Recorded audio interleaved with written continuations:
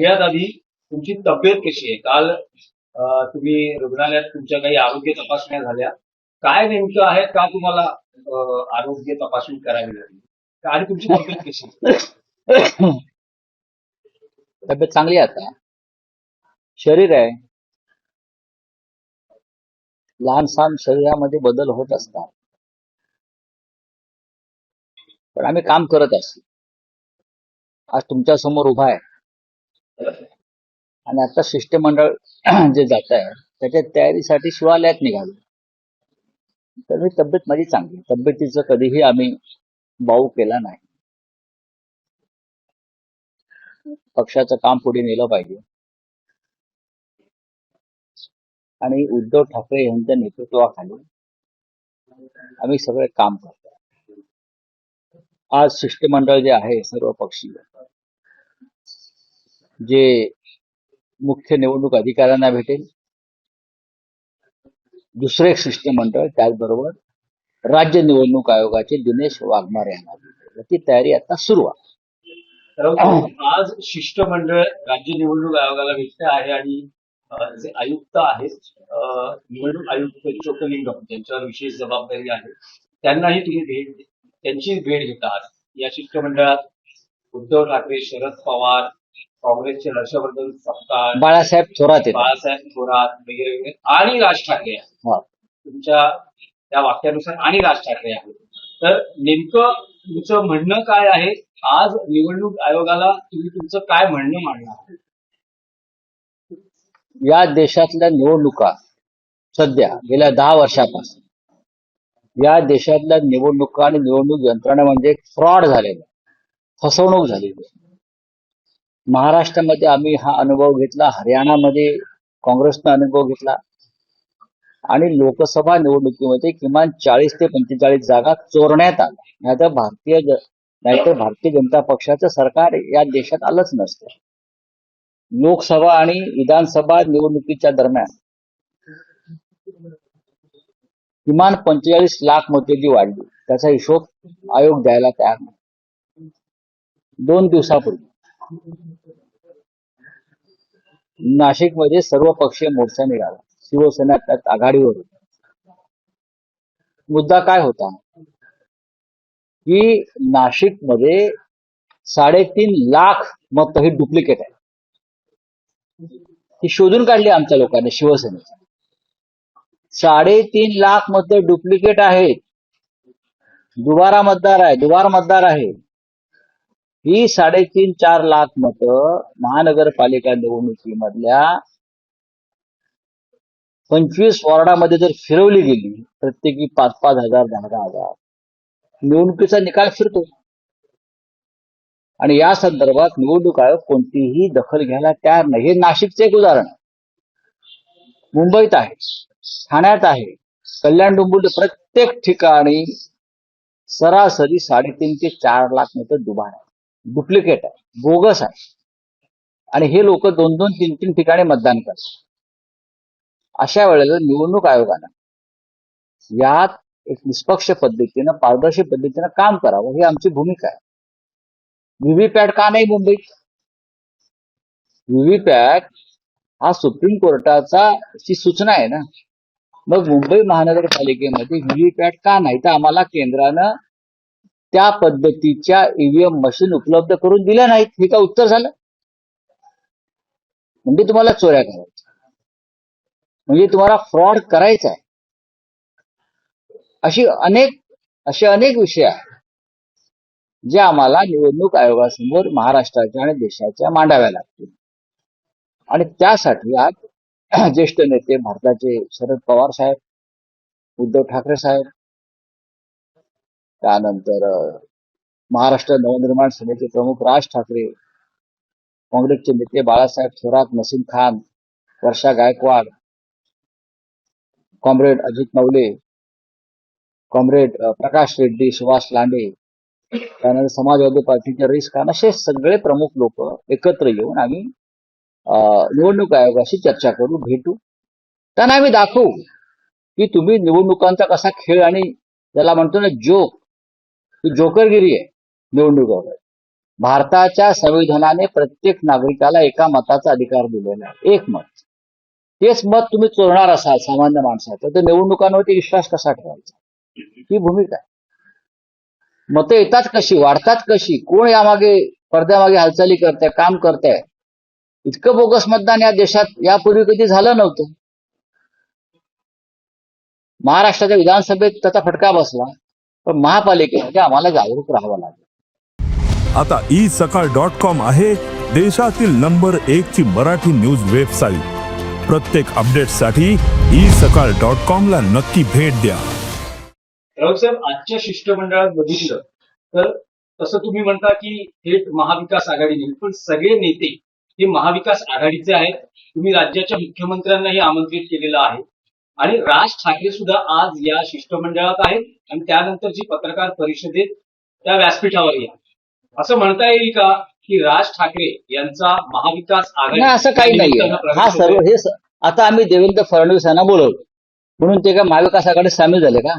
फडणवीस येणार तर नाहीये, आम्ही निमंत्रित केलं, बरोबर. इतर जे 2 पक्ष आहेत त्यांच्या बरोबर त्यांना आम्ही निमंत्रित केलं नाही, कारण आम्ही त्यांना पक्ष मानतच नाही.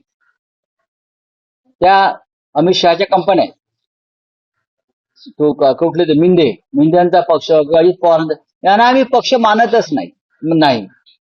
त्यांना जरी निवडणूक आयोगानं बेकायदेशीर पद्धतीनं पक्ष म्हणून जरी त्यांना काही दिलं असलं तरी आमच्या दृष्टीने ते पक्षच नाही, चोर आहेत ते. पण भारतीय जनता पक्षानं या देशातल्या निवडणूक, राज्यातल्या निवडणुकीविषयी जे काही आक्षेप आहेत त्या संदर्भात सामील व्हायला हरकत नाही. पण शेवटी ते चोर आहेत. चोरांची चोरी जर पकडली जाणार असेल तर चोर येतील कसे? त्याच्यामुळे बहुतेक ते यायला तयार नाही. त्यांच्या पक्षात त्याच्यावर चर्चाही झाली. मी जे पत्र पाठवलं त्याच्यावर त्यांच्या पक्षात चर्चा झाली, हे तुम्हाला सांगतो. पण ती येणार नाही, कारण त्यांना चोरीचा दरवाजा उघडाच ठेवायचा. आम्हाला वाटतं हा चोरीचा दरवाजा नव्हे तर फट सुद्धा बंद केले पाहिजे आणि पूर्ण पारदर्शक पद्धतीनं निवडणुकांची, महानगरपालिका निवडणुकांची आम्ही तयारी केली पाहिजे. नाही, पण राऊत साहेब, तोच प्रश्न पुन्हा एकदा की हे निमित्त आहे का की राज ठाकरे महाविकास आघाडी देऊ शकतात? तुम्ही राज ठाकरेंना हा प्रश्न विचारू शकता ना. आमचा संबंध शिष्टमंडळ नेण्यापुरता आहे आणि ते सगळ्यांसाठी खुलं आहे शिष्टमंडळ, कारण हा देशाच्या लोकशाहीचा संदर्भातला महत्वाचा विषय आहे. देशातली लोकशाही जर मजबूत करायची असेल तर निवडणुका या निष्पक्ष व्हायला पाहिजे. या देशात विरोधी पक्षाचा आवाज ऐकला गेला पाहिजे. व्हेनेझुएलामध्ये बरं का, मारिया मचाडो या विरोधी पक्षाच्या नेत्यांना शांततेचा नोबेल पुरस्कार का मिळाला हे या देशातल्या संघवाद्यांनी आणि भाजपने समजून घेतलं पाहिजे. तिथे सुद्धा भारताप्रमाणे हुकुमशाही आहे आणि त्या हुकुमशाही विरुद्ध मारिया मचाडो लढतायत लोकशाहीसाठी, स्वतंत्र निवडणुकांसाठी. भारतामध्ये आम्ही तेच करतो आहोत, महाराष्ट्रामध्ये आम्ही तेच करतो आहोत. मारिया मचाडो यांचा जर आदर्श ठेवला तर नोबेल समितीला भारतातल्या किमान 500 लोकांना नोबेल पुरस्कार द्यावे लागतील. पण राऊत साहेब, जी माहिती मिळते आहे की राज ठाकरेंना या शिष्टमंडळात घेण्याबाबत स्वतः काँग्रेसमध्ये 2 मतप्रवाह आहेत. काँग्रेसमधला एक मतप्रवाह असं म्हणतोय की राज ठाकरे या शिष्टमंडळात नको. असं मला वाटत नाही. राज ठाकरे या शिष्टमंडळात नको हे ठरवणारा काँग्रेस पक्ष नाही. हा सामुदायिक निर्णय असतो. मुळात निवडणूक आयोगाकडे जाणारं शिष्टमंडळ हे एका पक्षाचं नसून ते सर्व पक्षीय आहे. ज्या अर्थी आम्ही भारतीय जनता पक्षाला बोलवलंय, समजा भारतीय जनता पक्षाचा एखादा नेता आला असता तर काँग्रेसनं बहिष्कार टाकला असता का? नाही. काँग्रेस पक्षामधल्या वरिष्ठ नेतृत्वाशी माझी काल चर्चा झाली.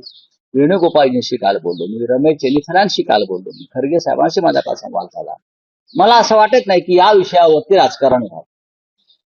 आणखी एक विषय आहे की काल तुम्ही असं म्हणालात की राज ठाकरे यांची इच्छा आहे की या सगळ्या निवडणुकांच्या काळात जी काही आघाडी निर्माण केली जाते त्यात काँग्रेस आपल्या सोबत हवी. निर्णय झालेला नाही, पण काँग्रेस आपल्या सोबत त्यातला एक भाग शिष्टमंडळाचा आहे. शिष्टमंडळात सगळे असावे ही त्यांची भूमिका होती.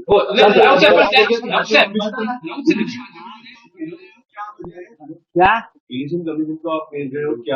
आज इलेक्शन कमीशन जो है राज्य का और केंद्र का भी यहाँ एक प्रतिनिधि बैठते हैं, मुख्य निवडणूक अधिकारी, चीफ इलेक्शन ऑफिसर और राज्य का निवडणूक आयोग, दोनों को ऑल पार्टी डेलीगेशन मिल रहा है.